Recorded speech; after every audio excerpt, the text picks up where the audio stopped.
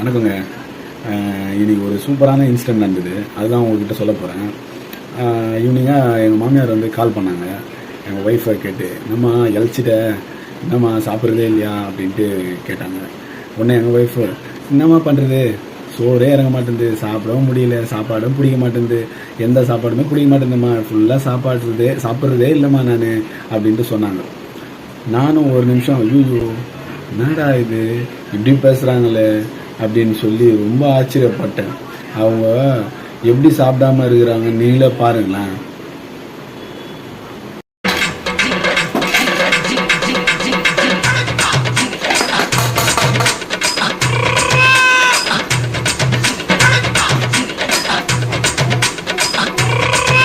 பார்த்தீங்களா, இதுதான் சோறு இறங்க மாட்டேன்தான்.